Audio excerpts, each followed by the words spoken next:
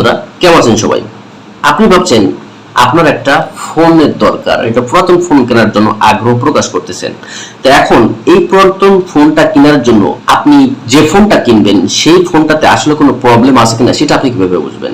একটা ফোনে কিন্তু নানান রকম প্রবলেম থেকে থাকতে পারে, ব্যাটারিটা ঠিক আছে কিনা, বা যে ফোনটা আপনি কিনবেন সেই ফোনটা কতদিন আগের ফোন বা ভার্সন কত, এগুলো আপনি কিভাবে টেস্ট করে কিনবেন সেগুলো কিন্তু বোঝার কোনো উপায় নাই।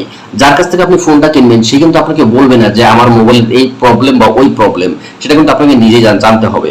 বা আপনার মোবাইলে কোনো প্রবলেম আছে কিনা সেটা আপনি কিভাবে জানবেন? আপনার মোবাইলে সামান্যতম একটু সমস্যা আছে, আপনি মেকানিকের কাছে নিয়ে গেলেন, কিন্তু মেকানিক যদি হয় ভদ্রলোক তাহলে কিন্তু আর কোনো কথাই নেই।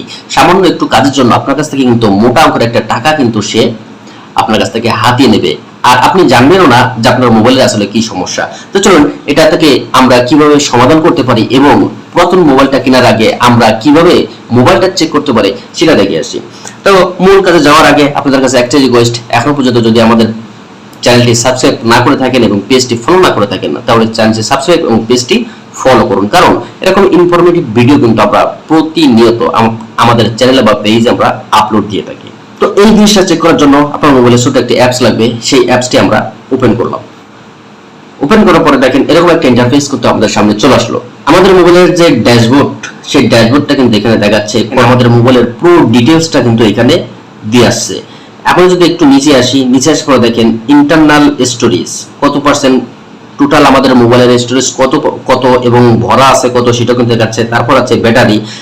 তো আমি যদি এখানে ব্যাটারিতে ক্লিক করি, ব্যাটারিতে ক্লিক করার পরে দেখেন আমাদের উপরে যে হেলথ, ব্যাটারির যে হেলথ সেটা কিন্তু গুড লাগাচ্ছে। আপনি যদি পুরাতন মোবাইল কিনতে চান তখন কিন্তু এই ব্যাটারিটা কিন্তু ম্যাক্সিমাম সময় পুরাতন মোবাইলের ব্যাটারিটা কিন্তু ভালো থাকে না। যদি দেখেন যে ব্যাটারির হেলথ গুড লাগা তাহলে কিন্তু ব্যাটারির কোনো প্রবলেম থাকবে না, আর যদি ব্যাটারির কোয়ালিটি খারাপ থাকে তাহলে কিন্তু এই গুড লাগাটা এখানে থাকবে না, অন্য কোনো একটা লেখা কিন্তু এখানে চলে আসবে।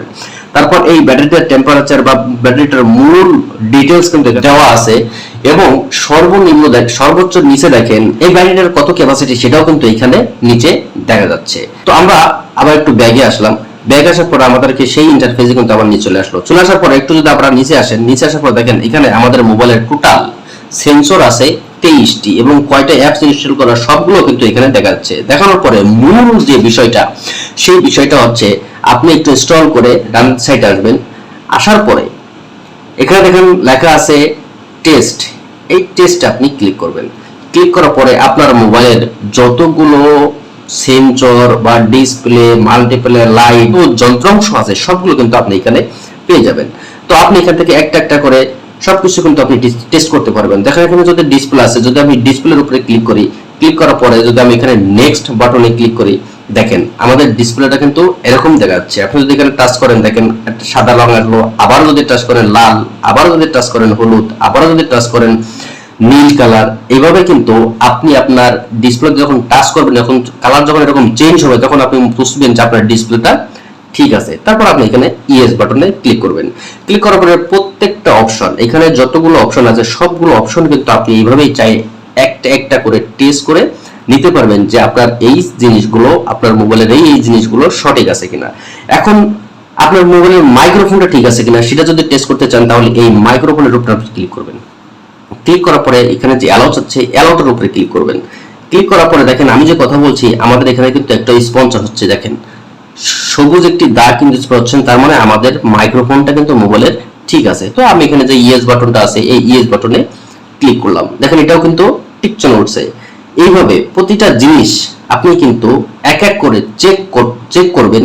চেক করার পরে জাস্টিফাই হবেন, যদি টিক চিহ্ন মার্ক যদি চলে আসে তাহলে আপনি বুঝবেন যে হ্যাঁ এই জিনিসগুলো ঠিক আছে। এখন আপনি আপনার মোবাইলে টাচে কাজ করে কিনা সেটা আপনি কিভাবে বুঝবেন? তো এখানে দেখেন মাল্টিটাচ যে লেখাটা আছে এই লেখার উপর আপনি ক্লিক করবেন। ক্লিক করার পরে যে এরকম একটা ইন্টারফেস কিন্তু আপনার সামনে চলে আসবে। চলে আসার পরে আপনি একটা আঙ্গুল দেন, দেখেন আপনাদের এখানে কিন্তু একটা চিহ্ন চলে আসলে। আপনি যদি দুইটা আঙ্গুল দেন, দুইটা আঙ্গুলের পরে কিন্তু দুইটা চিহ্ন চলে আসলো। আপনি যদি তিনটা আঙ্গুল দেন, তিনটা আঙ্গুলের সাপ কিন্তু আমাদের এখানে চলে আসলো। এখন আপনি মনে করছেন যে হ্যাঁ আপনার ডিসপ্লেটাও কিন্তু ঠিক আছে, তখন আপনি এটাকে ইয়েস বাটনে ক্লিক করে দিবেন। দেখো এরকম ভাবে প্রত্যেকটা জিনিস আপনি এইভাবে কিন্তু টেস্ট করে নিতে পারবেন। আমি যদি প্রত্যেকটা জিনিস এভাবে টেস্ট করতে যাই তাহলে আমার ভিডিওটা অনেক লেন্দি হয়ে যাবে, যে কারণে প্রত্যেকটা আমি টেস্ট করলাম না, আপনারা আপনার মতো টেস্ট করে নেবেন। এবং পুরাতন মোবাইলের ক্ষেত্রে যে আপনি এটা টেস্ট করবেন, অবশ্যই করবেন। এবং আপনার মোবাইলে সামান্য কোনো অসুবিধা হলে মিস্ত্রির দোকানে যাওয়ার আগে অবশ্যই কিন্তু আপনি এই জিনিসটাও টেস্ট করে নেবেন। নিলে কি হবে, ভদ্র মেকানিক কিন্তু আপনার কাছ থেকে মোটা অঙ্কের টাকাটা কিন্তু আর নিতে পারবে না। তো এখন আমরা যে এতক্ষণ ধরে যে অ্যাপসটা নিয়ে কাজ করলাম, এই অ্যাপসটা আমরা কোথায় পাবো?